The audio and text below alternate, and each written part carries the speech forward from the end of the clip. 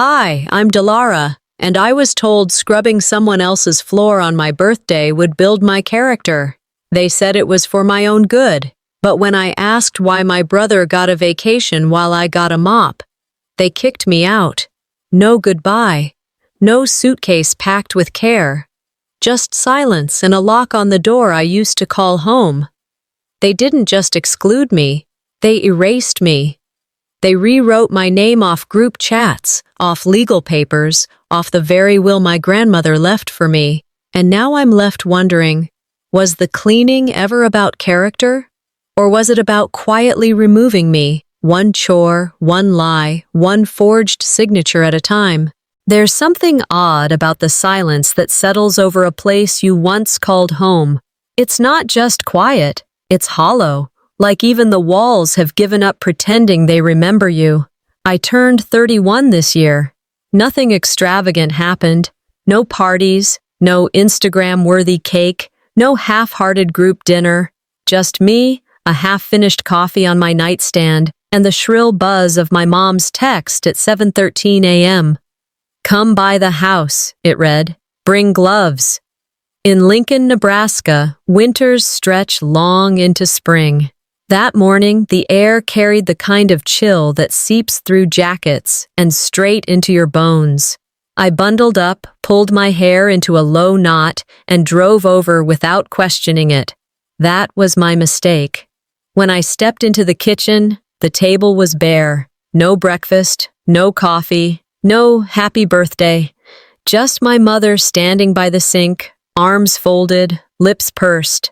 My father, reading the paper like a scene frozen from 1987. Tobrin wasn't there. My mom handed me a pair of yellow rubber gloves and a faded checklist. "You'll be cleaning today," she said, her voice clipped, top to bottom. "Consider it your gift." I blinked. "I'm sorry. What?" She didn't flinch. Character doesn't build itself. If you want to be taken seriously in this family, you need to start earning it. "And Tobrin?" I asked, trying to keep my voice even. "He's in Tampa," my dad mumbled without looking up. "Business immersion program, real responsibility." I knew that program. It was a resort spa event with speakers in khakis and free buffet lines. I'd seen the brochures stacked near the TV. "So, let me get this straight," I said, the gloves dangling from my fingertips. "I scrub baseboards, and he gets beachfront character building with a side of margaritas?" Mom stepped closer. "You think you deserve the same as him? Delara, he shows up. He follows through. You still need discipline." I could have walked out right then, but I didn't. Instead, I walked to the storage room, grabbed the mop bucket, and began what they called earning my place. It wasn't the first time I'd swallowed pride in that house, but it was the last time I did it blindly. I spent hours wiping down every surface, vacuuming under furniture no one ever used, scrubbing bathroom tiles until my arms ached. With every corner I cleaned, a memory surfaced. Me at 15, patching the roof with my uncle while Tobrin played baseball. Me at 22, doing taxes for my dad's business for experience. None of it had ever counted. The house smelled like pine sol and resentment by late afternoon. My mother passed by every so often, pointing at smudges I'd missed. My father said nothing. When I asked if I could take a break for lunch, my mom smiled. "Breaks are for people who've made progress." And then she turned on the vacuum, drowning out the rest. By 6, I was ready to go. I peeled off the gloves, left them neatly folded on the counter, and picked up my coat. That's when I saw the text. "Suitcase is by the garage. Maybe some time away will help you reflect. Stay somewhere else until you remember how to be grateful." I didn't cry. I didn't yell. I walked outside, found the black rolling case packed with my essentials, and left. For 2 nights, I crashed on Melissa's couch, my coworker from the university library. She didn't ask questions, just handed me tea and let me sit in silence. I kept replaying everything, my mom's tone, my dad's indifference, the way Tobrin had become a symbol of success, while I became the example. On the third day, I returned to pick up a few things. Books, a scarf I'd forgotten. When I walked into the room that had once been mine, it wasn't mine anymore. The bookshelf was gone. The bed stripped. My posters, art, even the corkboard I'd left notes on, cleared. In its place, a weight bench, yoga mat, and Tobrin's college hoodie draped over the arm of a sleek leather chair. I stood in the doorway, stunned. My father appeared behind me. "We're converting it into a fitness space," he said, almost too casually. "You don't live here anymore." I turned to him. "You made that decision fast." He gave a shrug, something between annoyance and dismissal. "Space doesn't wait for people to make up their minds." I didn't say a word, just walked out, past the kitchen, past the living room where our Christmas photos once hung. The hall felt longer than I remembered. As I stepped onto the front porch, I glanced back. The window to my old room reflected the sky, cold, blank. My photos used to hang on that wall. Now there's just the outline. The first thing that struck me was how the air smelled different, not like dust or pine cleaner, but hollow, as if even the oxygen in that house had forgotten who I was. 3 days after they sent me packing, I came back. I needed a few things: books for work, a sweater, a folder with old tax records, simple, forgettable things. But the moment I stepped inside, it hit me. That place no longer held any trace of me. No one greeted me. No one asked what I was doing there. My father was in the garage, humming tunelessly to some old blues track, pretending I wasn't on his property. I walked down the hallway toward what used to be my bedroom. The door was ajar, like it had nothing to hide. The walls were bare. The bookshelf, gone. My corkboard with pinned notes, photos from college, a torn ticket from my first concert, they were nowhere. Instead, Tobrin's gym medals gleamed beneath a track lighting fixture that hadn't existed a week ago. A large frame showcased his graduation photo from Ohio State, replacing the collage of my own moments I had once arranged with painter's tape and a spirit level. Only one thing remained: a nail, bent slightly, half rusted, surrounded by a faded square where my senior photo used to hang. I stood there, fixated.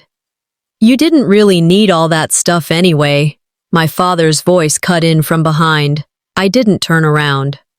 "They're memories," I said. He snorted. "You keep those in your head. No use cluttering up walls with ghosts." There was a time when I would have argued. This wasn't that time.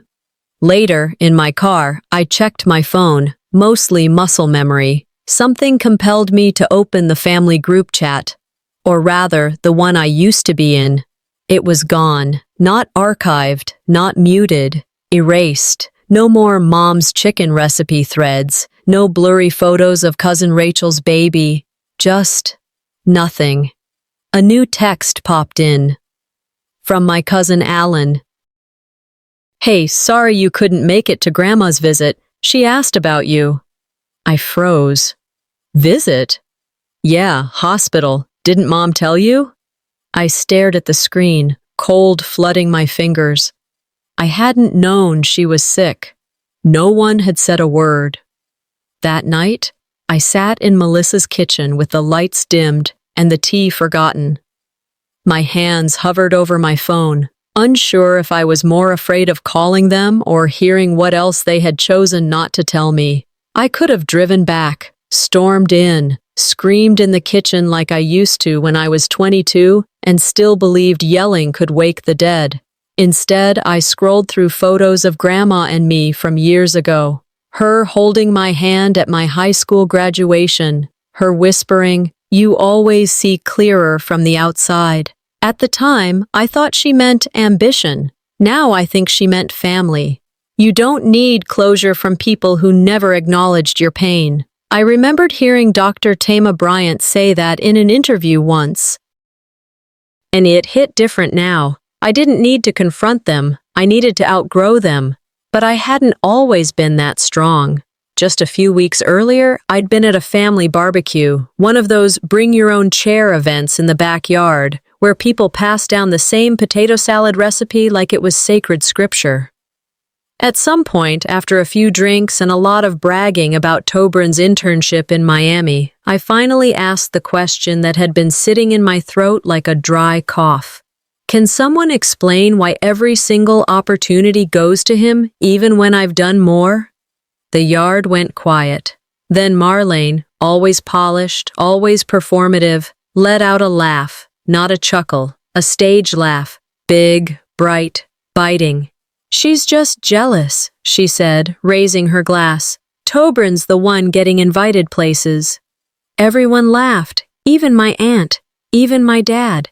The sting wasn't in what she said, it was how easily they agreed. I smiled too.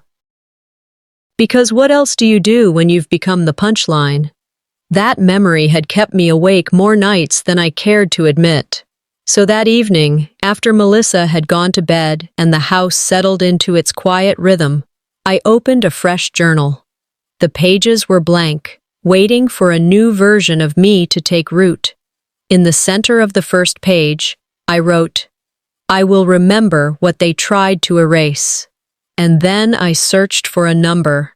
Legal aid, anonymous consultations. A woman's voice answered on the second ring. "Do you need to file a report?" she asked. And for the first time, I didn't flinch. Forgetting isn't always something that happens by accident. Sometimes it's manufactured, designed, like someone slowly pulling your thread from the family fabric until all that's left is the outline, just enough space for someone else to slip in. Sometimes I wonder if that's what they were doing all along. It was the summer after my freshman year at community college. I'd come home to help out, which really meant trading any break I'd earned for full-time unpaid labor. Each morning, I'd wake before 8 to mop the floors, deep clean the bathrooms, organize the pantry, and wash all the baseboards. By the end of the week, I could have taught a workshop on grout scrubbing. At first, I thought it was about discipline. I kept my head down, reminding myself that maybe they just didn't know how to say thank you. Maybe they showed love and practicality. But then I overheard Mom talking to Aunt Robin at a cookout. "I'm just so thankful for Tobrin," she said, her voice syrupy sweet. "He's been helping me around the house while Delara's away doing her college thing." I stopped mid-pour with the lemonade pitcher in my hand. "What?" Later that night, I checked the chore chart we kept taped to the fridge, the laminated one with dry erase markers and smiley faces. My name, once listed in thick blue marker next to every task, had been wiped clean. In its place, Tobrin's, written in her delicate, sharp cursive. I hadn't just been erased, I'd been replaced. That was the moment I learned the most dangerous lies aren't spoken, they're written. Another memory bubbled up the next night as I microwaved a frozen meal in my small apartment. I remembered how, every dinner growing up, Tobrin got the first plate. Always the biggest cut of steak, the thickest pork chop, the best portion of lasagna. Mine was, well, whatever remained. Often just rice, canned green beans, or on bad days, canned corn with salt. I asked about it once. I was maybe 13. "Why does Tobrin always get the better plate?" I said, poking at my steamed carrots while he chewed a burger thick enough to block light. "Boys need more protein," Mom replied flatly, like it was law. I never asked again. It wasn't about food, not really. It was about visibility, about who deserved abundance and who didn't. As a girl in that house, silence was painted as virtue. Questioning was labeled defiance. I grew up thinking obedience was the highest form of affection. You learn to serve with a smile, but deep down, it makes you hollow. Brené Brown once said, In some families, loyalty means staying silent while you're being erased. I didn't fully understand what that meant until years later, but when I did, it sat with me like a stone in my gut. And then there was the envelope. It was my 20th birthday. I was back home again, between jobs, between semesters, still hoping my parents saw potential instead of pause. Marlene handed me a cream-colored envelope across the breakfast table. For a flicker of a second, I thought, maybe this year would be different. Inside was no card, no money, no note, just a list. At the top, in bold black ink, what Delara must fix to deserve a gift. I remember my eyes scanning each bullet point. Don't roll your eyes when someone corrects you. Smile more, especially in front of guests. Stop interrupting when adults talk. Be grateful even if you feel overlooked. Don't compare yourself to your brother. Try being a little more helpful, even unasked. There were 12 of them. 12 reminders that love in this family was conditional, transactional, earned, not given. The message was clear: you're not enough as you are. I didn't finish breakfast that day. I told them I had to get to work early.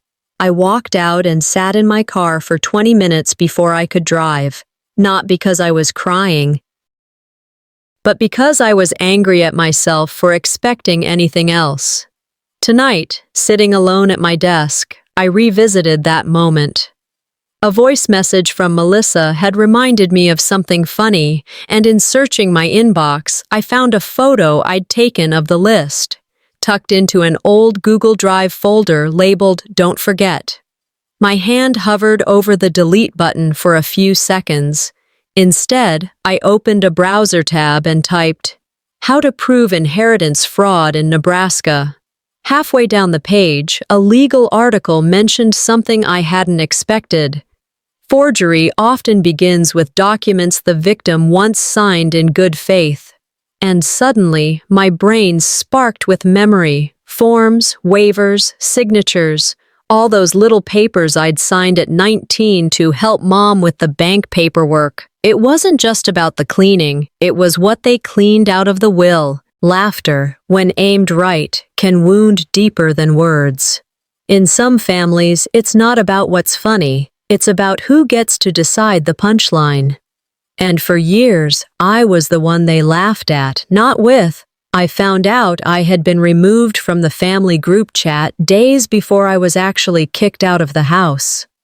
That part still sits strange in my chest, like they had rehearsed their exit strategy, trimming me from the script before I even knew the show was over. It wasn't dramatic. "No, Delara, we're taking a break from you." Just digital silence. Then, the silence in real life. I scrolled back through messages one afternoon while eating leftovers on Melissa's couch. Every conversation had moved on without me.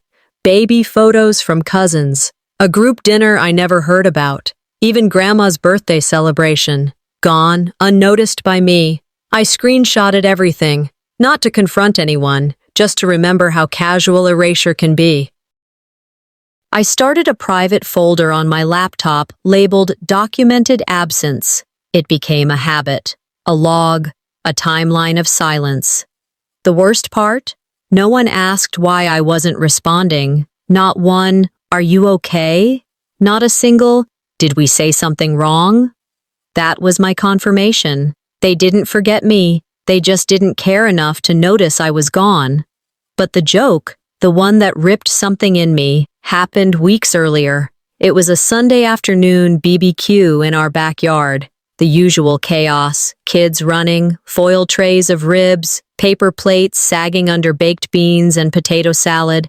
Everyone was there, and Tobrin, of course, was the star. He had just landed some internship in Miami, something vague involving business networking and global market insight, whatever that meant. They all cooed like he'd won a Nobel Prize. I stood to the side, holding a lukewarm soda, listening to the same praise loop replay again and again. At some point, I spoke. I'm just curious, I said, voice steady but loud enough. How come every time something gets done around here, whether it's chores, bills, errands, it's credited to Tobrin, even when I was the one doing it? You could hear a plastic fork drop. Marlene, sitting in her patio chair like royalty on plastic throne, sipped her wine and let out the kind of laugh that only belongs to people who know how to humiliate without swearing. "Oh, honey," she said, waving her hand. "She's been reading too many self-help books again." Laughter erupted like someone had popped a balloon full of smug. Uncle Ray let out a whistle. Aunt Tanya chuckled into her deviled egg. Even Garrick, my father, cracked a smile and shook his head. I didn't flinch. I just watched. It wasn't new. It wasn't shocking. But it was final. That was the moment I realized I had never really been in the room. I was background to their main event. Later that week, I met with Tobrin at a coffee shop near campus. I told him I wanted 5 minutes, and surprisingly, he agreed. "I'm not going to make a scene," I said as I sat down. "I just need to ask you something." He barely looked up from his cold brew. "You know what they're doing? You know they give you credit for everything. Why don't you ever say anything?" He shrugged, like it was beneath analysis. "If it benefits me, why would I stop it?" That landed harder than any joke, because it wasn't cruel, it was calculated. I nodded. "Thanks for your honesty." He leaned back. "Look, Delara, not everything's a conspiracy. Maybe they just trust me more." "Or maybe," I said, standing up, "you're just more useful to the narrative." That night, I didn't cry. I didn't rant to Melissa. I just pulled out my journal, opened to a fresh page and wrote, "No more explanations. They know. They just don't care." I underlined it twice. "You do not have to set yourself on fire to keep others warm." That quote stuck with me. I didn't know who said it first, but it felt like it had been carved into my ribs for years. The next morning, I opened my laptop, sipped my coffee, and scrolled through my email. A new message popped up. No sender name, just an odd address that looked like a burner account. Subject, inheritance. Body, check the documents. The name switch wasn't accidental. That was all it said. I reread it 4 times. My mug sat forgotten, coffee going cold beside me. There was only one person who had access to those papers, my mother. Explaining yourself repeatedly to someone who's already decided not to hear you is emotional suicide. That line came from a therapist I saw once after a particularly rough Thanksgiving. It stuck with me, not just because it was true, but because I had never realized how often I'd tried to convince people of my own worth. That morning, I woke up and chose silence. Not the kind that's fearful, but the kind that's final. I dug through my closet, searching for an old keepsake box I hadn't opened in years. It was tucked under winter coats and a folded-up yoga mat I hadn't touched since 2019. Inside were cards, photos, and a single cream-colored envelope. I knew what it was the moment I saw it. My 20th birthday. I had hoped for anything small and kind. Instead, I got the list. I unfolded it. Character checklist. Don't interrupt. Say thank you, even when you feel ignored. Respect your elders, even when they humiliate you. Smile more. Stop comparing yourself to your brother. Be quiet when you're told you're wrong. Don't act like a victim. Help out, even if no one helps you. Trust your parents know what's best. Never contradict family in front of others. At the bottom, scribbled in red ink, "If you fix these, maybe next year you'll get something real." I had smiled through it then, pretended it was a quirky family joke. I even thanked them. I'd gone back to my room, folded the list, and convinced myself that being better, being less, might earn love. That was the day I learned that gaslighting can come with a bow. A few weeks later, I bought myself a book. Nothing dramatic. just something secondhand from the local shop, Women Who Run with the Wolves. I hadn't even gotten past the introduction when Marlene found it on the coffee table. She held it like it was poison. "So you think reading this garbage makes you better than your family now?" I looked up from the couch. "No, I think reading helps me understand how I ended up doubting myself for 20 years. She threw it in the trash. No warning, just straight into the bin. I walked over, pulled it out. "You don't get to decide what I learn." That's when Garrick walked in. Calm, stone-faced as always. "What's going on?" "She brought this filth into our home," Marlene said, holding up the book again like it was evidence. He glanced at the cover. "You don't need books to be a good daughter. You need obedience." I stared at them both. Then I laughed, not because it was funny, but because I finally understood how absurd it had always been. "I'm not asking to be treated fairly anymore," I said. "I'm demanding it." They looked at me like I'd grown 2 heads. "You done with your speech?" Garrick asked, shaking his head. Marlene rolled her eyes. "God, she's dramatic." But I didn't feel small this time. I didn't feel the need to explain. I grabbed the book, walked past them, and left the house without another word. That night, I didn't cry. I didn't text anyone. I made dinner, folded laundry, and slept through the night for the first time in weeks. The next day, I ran into Mrs. Holden at the market. She'd gone to the same church as us for years. She looked at me with wide eyes. "Your mom said she can't enjoy anything these days," she told me. "Said you always need emotional babysitting." I smiled. Well, maybe it's her turn to be uncomfortable. Because that's what I'd become in that house. An excuse, a burden she could hold up like a trophy to justify her own sadness.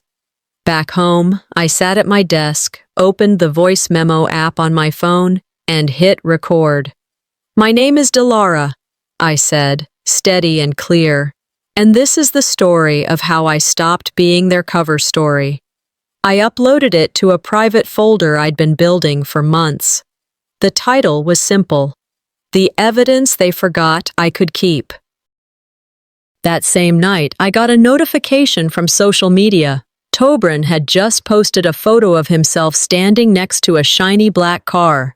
The caption read, "Thanks for the gift, Dad." It took me a long time to understand that walking away wasn't weakness, it was clarity.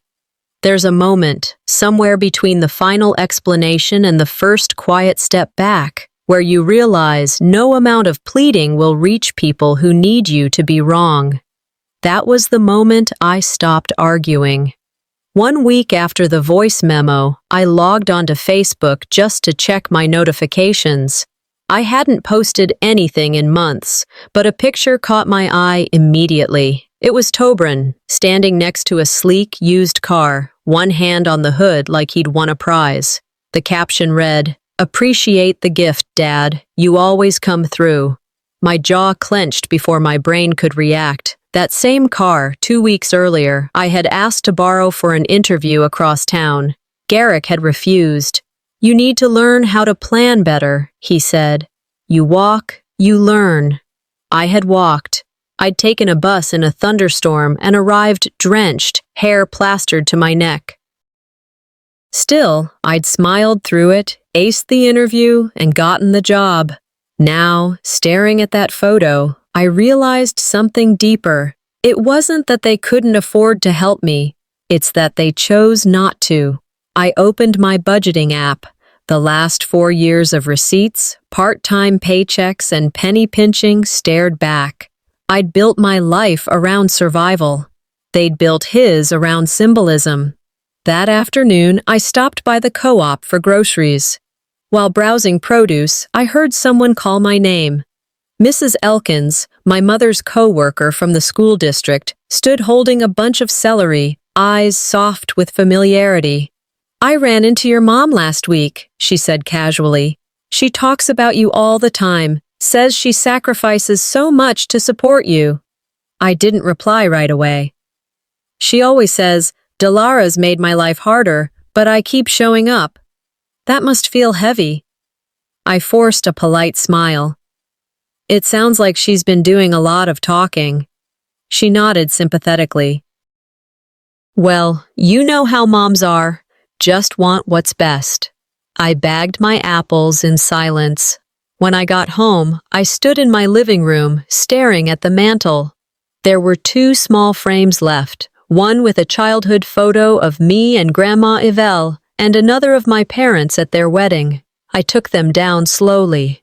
I grabbed a padded envelope and packed them inside. Then, I pulled out a birthday card from the drawer. It was blank.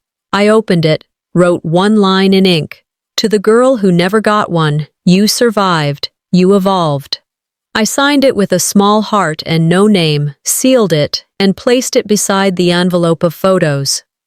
Later that evening, after dinner, I opened a document I'd been avoiding. It was an online form for a name change petition. I'd filled out everything but the signature. I hovered over the last field, then typed, Delara Yvelle. Yvelle was Grandma's name, the only person who had ever made me feel seen. My last name was once protection, I whispered aloud. Now it's a prison. The next morning, I sat at my desk and opened my secure cloud drive. A progress bar blinked on the screen. Syncing files. Each file was named with a date. Voice memos, screenshots, emails, even receipts. At the very bottom, one PDF. I clicked it open.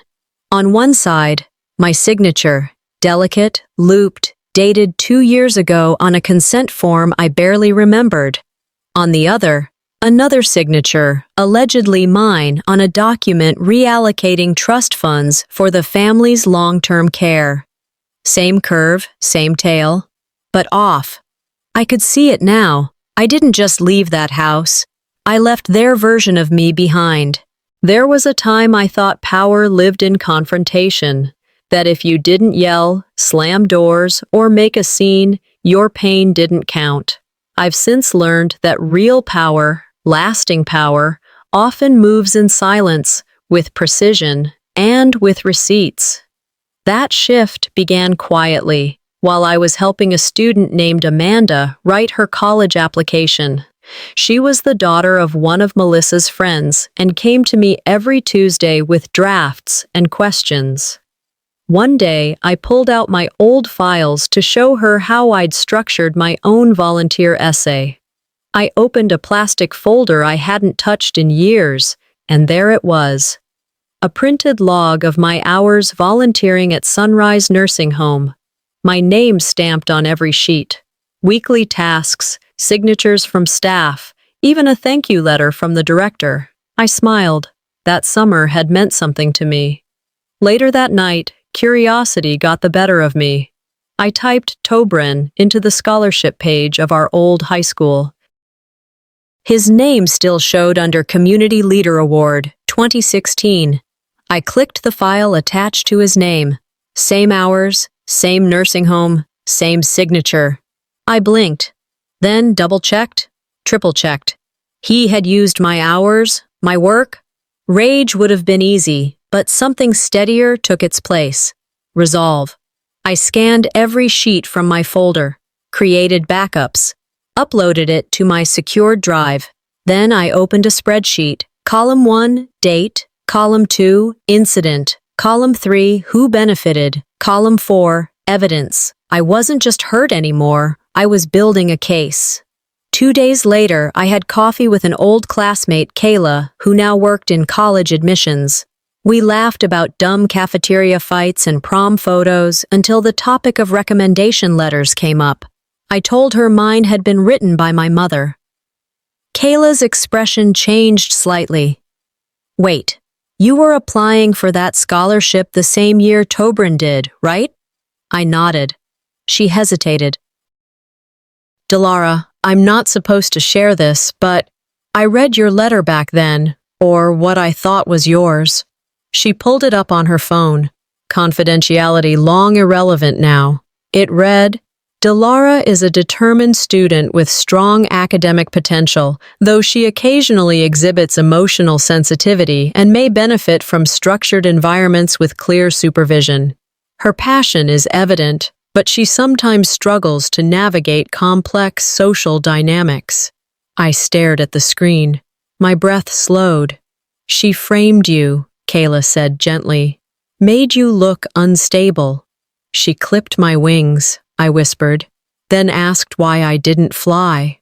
I left the cafe and walked straight to the print shop. By sundown, I had 37 pages of organized documentation in a new file folder labeled, "They Thought I'd Stay Quiet." That night, I watched a live stream on Facebook. It was a fundraiser at the church where my parents had become small-town celebrities. Marlene stood at the podium in her pearls and navy blazer, hand resting proudly on Tobrin's shoulder. Our son represents everything we hope to raise, a young man of service, of leadership, of selflessness. I muted the stream and let the silence speak for itself. If they wanted optics, I would give them facts. The next morning, I walked into an electronics store. The man behind the counter greeted me with practiced cheer. "I need 2 voice recorders," I said, "and something small I can pin to a jacket." He raised an eyebrow but didn't ask questions. I paid in cash. Back in my apartment, I labeled each device, one for everyday conversations, one for planned setups, and the third for the big day I hadn't yet planned but was already imagining. "If I'm going to be erased," I said to no one, "they'll have to do it on camera." The fundraiser wasn't the only event being recorded that night. I used to think no one saw the truth because I didn't scream, because I didn't storm out, throw plates, or air every wound in public. But silence, I've learned, doesn't mean invisible. It just means the evidence speaks in a quieter language. That evening, I triple-checked my devices. 2 recorders, one clipped inside my purse, the other hidden in the lining of my blazer. My body cam sat snug under the collar of my coat, light blinking once before fading.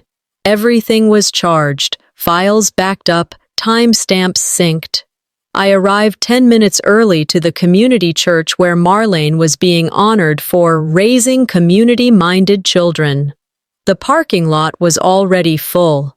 Inside, the atmosphere hummed with folding chairs, plastic cups of lemonade, and polite applause on a schedule. I took a seat in the back. No one noticed me. They rarely did. Marlene took the stage wearing a soft lavender suit and a proud smile. Garrick stood a few feet behind her. Tobrin was front and center, hands folded, teeth gleaming. "Our son," Marlene said, pausing with a practiced breath, "reminds us what sacrifice means, his commitment to service, to excellence. We're proud beyond words." The audience clapped. Cameras flashed. People nodded in quiet admiration. Not once did she mention my name. Not when she talked about long nights and hard decisions. Not when she listed family values or described parenting through challenge. She spoke of our household like it had only one child. I pressed the record button. 2 days earlier, I had tried to refill a routine prescription at the pharmacy near my apartment. The technician looked confused. "Sorry, it says here your coverage was canceled last month." I blinked. "That's not possible. I'm still on my family plan." She tilted the screen. It was removed, effective the 10th. That was the day after my last conversation with my mother. I went home and checked the insurance portal. My name, gone. No notification, no courtesy call, just erased. They hadn't just cut me off emotionally. They were now erasing my ability to stay physically healthy, quietly, legally, methodically. I took screenshots and forwarded everything to Roslyn, my attorney. Back in the church parking lot, I stepped out into the crisp evening air. I set up my tripod behind a tree. No one saw me hit go live. My voice was steady. While Marlene Roberts is being honored tonight, I said, I want to show you what her version of parenting looks like.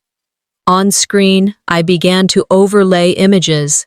My volunteer log from Sunrise Nursing Home, the letter my mother wrote undermining me to college admissions, screenshots of the canceled insurance, a side-by-side of scholarship listings, mine versus Tobrin's. Each slide told a story. Together, they exposed the pattern. Caption: the truth behind the praise. It wasn't long before the comments started rolling in. Wait, this is her daughter? I always wondered why she disappeared. This explains so much. Not all were supportive. Some called me bitter, petty. Others claimed I was ruining a good woman's name. But the people who did believe me, they mattered more. They were the ones who said, thank you. I thought I was the only one. When I got home, my phone vibrated with a call. Blocked number. I let it ring once, twice. Then I answered. Nothing but silence on the other end. Then her voice, cool, controlled. What are you doing to us? I didn't pause. Just pressing play. The next voice I heard wasn't hers. It was Garrick's. And what he said changed everything. I braced for Marlene's voice when I picked up that blocked call. Her rage, her disappointment, something weaponized and sharp. What I got instead was Garrick. You went too far, Delara. That was all he said at first. His tone wasn't angry. It was something colder, calculated, controlled. I waited, gave him space to walk it back, to offer clarity, but he didn't. You aired things that had no business outside the family. You've embarrassed your mother. Embarrassed her? I asked. Or exposed her? There was a pause. Then, in that steady voice he always used when he wanted to sound reasonable but not human, he said, the inheritance was never meant for you. I didn't speak. My heart did this slow, sick drop inside my chest, but my voice stayed still. Your grandmother, he continued, intended to leave it to you, but your mother thought you'd waste it. You weren't stable enough at the time. I was 19, I said. You were impulsive, angry, easily influenced. I opened my laptop, pulled up the files I had archived weeks ago. I knew what I was about to find, but still, it hurt. I scrolled until I landed on the scanned form I'd signed the summer before my sophomore year. It had been for a family trust adjustment, they said. Just formalities, they said. It's easier if everything's in one name for now. The signature was mine, but it had been lifted, copied, and dropped onto another document dated 3 weeks before Yvelle's funeral. A quiet, legal change to reroute her assets directly into a joint account bearing Tobrin's name and Marlene's oversight. This wasn't a mistake, I said aloud, not for Garrick, but for myself. A few days later, I got a call from Aunt Janice. I thought you knew, she said, her voice trembling. Your grandma left something for you. A bond. She said you'd need it to free yourself. I sat on my bed, the phone on speaker. Janice forwarded me a voice memo. It was Yvelle. This is for Delara, she said, her voice warm, fragile. She'll need it to free herself. Don't let anyone touch it. It had been recorded months before her death. I stared at the ceiling for a long time afterward. No music, no movement, just the quiet realization that I had been rewritten out of her last wish by the people who'd sworn they loved me most. Flashbacks started to hit like waves, me scrubbing grout at 13 while Tobrin watched cartoons, the empty bedroom repurposed before the door closed behind me, the way Marlene smiled on stage and called Tobrin the example of service. This wasn't just neglect, it was erasure, strategic, intentional. I opened my journal and wrote one line. If your presence doesn't matter, neither should your absence. And then I closed it and reached for my phone. My cousin Rachel had texted earlier that morning. I always knew something felt off, she wrote. I'm sorry I didn't say anything. Another message came in from Marcus, my mom's nephew. They're tearing into each other in the group chat. It's chaos. Everyone's asking who leaked what. I wasn't in the group chat anymore, but it sounded like I'd left a fire burning behind me. Tobrin hadn't said a word. No texts, no posts. He'd gone radio silent since the live stream. Marlene, on the other hand, blocked me on everything. Social media, phone, even email. But Garrick sent one last text. Congratulations, you've embarrassed your family. I stared at the message until the screen dimmed. Then I grabbed a manila envelope from my desk drawer. Inside were 70 pages of cross-referenced evidence, signatures, audio clips, timelines, messages. I sealed it carefully and labeled it Exhibit A, Misappropriation of Trust.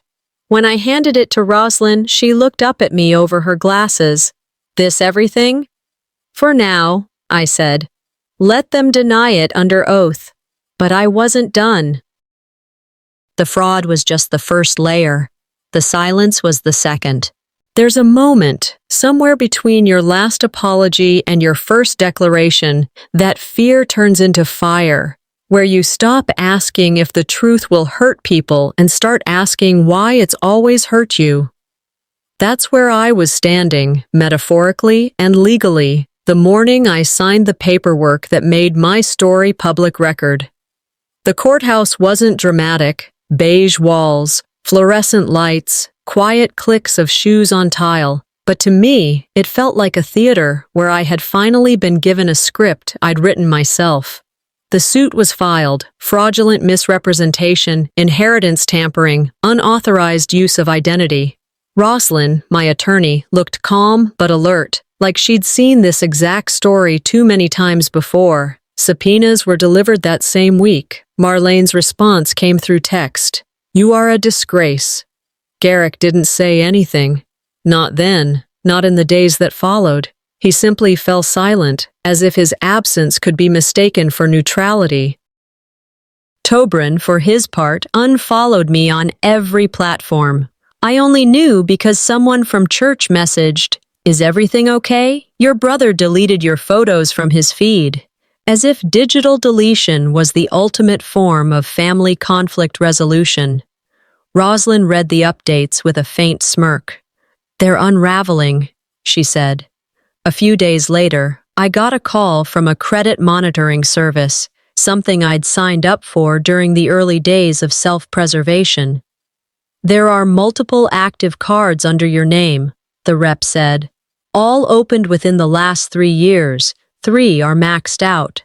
I sat in silence, pressing the phone harder to my ear, like that might change the data. We requested full statements, brought in a forensic signature analyst. The verdict? 4 of the signatures didn't match mine, at least not entirely. They forged financial obligations in your name, Roslyn said, sorting through the documents with practiced hands.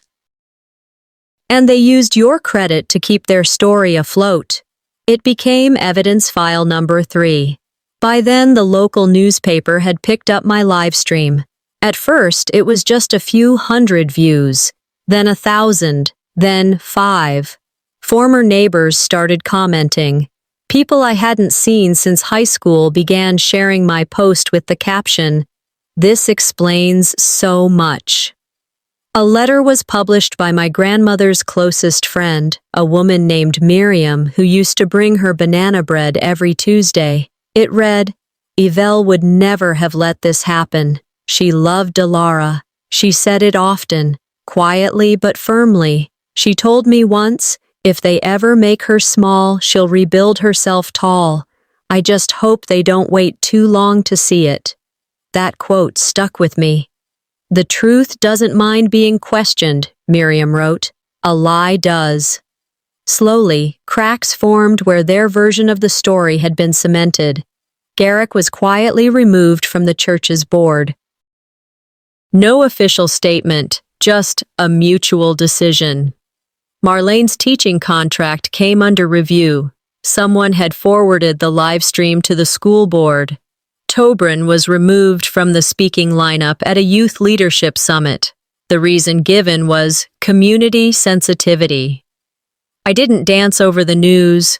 I didn't post celebratory memes. I simply watched it unfold with a clarity I hadn't felt in years. Justice, I learned, isn't about revenge. It's about restoration, about standing where you were pushed and choosing not to leave quietly. That afternoon, I received an envelope from their lawyer's office. Inside was a printed letter and a neatly clipped packet titled, Settlement Proposal. I read every word. They offered a cash settlement, a sealed letter of apology, and a promise to cease all contact. At the bottom of the letter, handwritten in blue ink, undoubtedly Marlene's, was one line. Let's end this quietly, for everyone's sake. I folded the letter carefully. Took a breath, but I was just getting started. Quiet was never the goal. Truth was, some doors aren't meant to swing open again, no matter how long you stand holding the knob, hoping someone might meet you halfway. Closure didn't come to me in the form of apologies or reconnections. It came the day I realized I no longer needed permission to live free. After the settlement offer landed on my desk, I didn't even open it until the next morning. I sat with my coffee, let the envelope sit beside my laptop like a test I didn't care to take. And then I made my choice. I didn't reply. Instead, I started deleting drafts. There had been one letter in particular, a messy, emotional thing I'd written months ago, part apology, part desperate plea. I'd never sent it, but it had sat there like a ghost in my drafts folder, waiting for weakness to hit me on a rainy night. I deleted it. You don't need to stay in the fire just to prove you were burned. That line had come to me once in a dream, or maybe in something I read and forgot to bookmark. But now it was truth. A few days later, a friend from an advocacy nonprofit reached out. We're launching a pilot program for youth who've been disowned or displaced, she said. Would you ever consider mentoring? I didn't hesitate. 2 weeks later, I was sitting in a small community room in a converted warehouse downtown. Folded chairs, whiteboard, a coffee machine that barely worked. I told a room of 5 teenagers my story, not the dramatic version, not the legal version, but the real one. I'm not here to fix your family, I said. I'm here to remind you that you're not broken just because they couldn't love you the way you needed. They didn't clap, they didn't cry, they just nodded, the way people do when something finally makes sense. Back at home, I changed my phone number, closed every joint account, filed for full financial independence. Every step felt like cleaning a wound that had been festering under polite silence. I mailed the last few papers from a post office where no one knew my name. A week after that, Melissa handed me a pale blue envelope that had arrived at her address. No return label, she said. But the handwriting looks familiar. I opened it slowly, bracing for venom. It was short. I don't expect you to forgive me, but if you ever want the full story, I'm ready to tell it. I didn't know everything. T. It wasn't signed Love Tobrin, just an initial, but it was enough to knock the wind out of me. I stared at the letter, let it rest on my lap. Then I looked out the window where late afternoon sun painted the sidewalk gold. I didn't know if I'd respond, but for the first time, I didn't feel the need to. He wasn't looking back to pull me into their world again. He was acknowledging mine. And just like that, the last person I expected to look back did. Justice isn't always found in a courtroom. Sometimes it's simpler, quieter, like locking a door behind you and never looking back. Sometimes justice is standing on the front porch of the same house where your dignity was once mopped into the floor and knowing it now belongs to you. The house was smaller than I remembered, not physically, but in the way pain loses scale when it no longer has power. I hadn't stepped inside since the day I was sent there to clean on my birthday, but now, as the deed holder, I had the key and the vision. I turned it into a place called Second Lighthouse. A soft yellow sign hung above the porch railing. Inside were rooms converted into temporary housing, shelves filled with hygiene kits, and a back office for tutoring and job prep. We partnered with a local women's center and ran off small grants and kindness. My mother once told me, "Character is built through hard work." That day, I'd been holding a mop. Today, I stood in a space I'd built from the ashes of what she tried to burn down, so I built something without them. A week before our opening event, a new envelope arrived, thick with a formal letterhead. Inside was a letter from Marlene's attorney. It offered settlement. My client is willing to issue a private apology in exchange for the withdrawal of all public statements, live recordings, and references to the Roberts family name. At the bottom of the page, scrawled in the familiar sharp slant of her handwriting, were the words, "Let's end this quietly, for everyone's sake." I didn't respond in private. Instead, at the opening night of our new community fundraiser, I stood at the podium in front of 80 people, including donors, neighbors, and teens who had walked through the same fires I had. I held up the letter, read the offer aloud, word for word. Then I tore it, slowly, and dropped the pieces into a clear donation box. "I don't need silence money," I said into the microphone. "I need my name back." The room didn't cheer. It exhaled, like everyone had been holding something they didn't know they were allowed to release. A few weeks later, I was called to a local women's advocacy gala. I hadn't planned on attending, but they insisted. The mayor handed me a plaque engraved with the words, "Quiet Courage." The same mayor who once posed in photos with Marlene, beaming at PTA bake sales. That night, she said, "To the woman who showed what strength in silence looks like." I shook her hand, not out of pride, but peace. A month passed. Then, one afternoon, while organizing files in the resource room, I received a text from an unknown number. It was Tobrin. "Coffee?" We met at a quiet spot, tucked between a bookstore and a laundromat. He looked tired, older than 33. He ordered chamomile tea. I got black coffee. "I didn't know," he said after a long silence. "Not all of it." "But enough. You benefited," I replied calmly. "You didn't ask where it came from." He nodded. I didn't want to know. We didn't hug. No teary confessions or promises to rebuild. But for the first time, there was eye contact. Real, unpolished. "I'm not here to shame you," I said.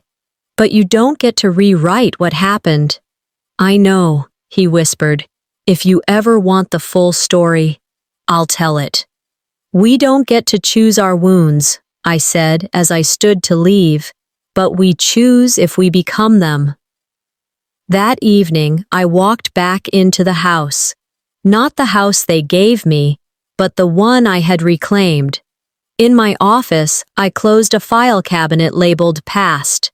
Above my desk hung a framed quote, handwritten in the delicate, deliberate script of Yvelle, my grandmother. "Dignity is the inheritance no one can forge." Outside the window, a knock. A teen, maybe 16, stood at the door of Second Lighthouse with a duffel bag and eyes full of questions.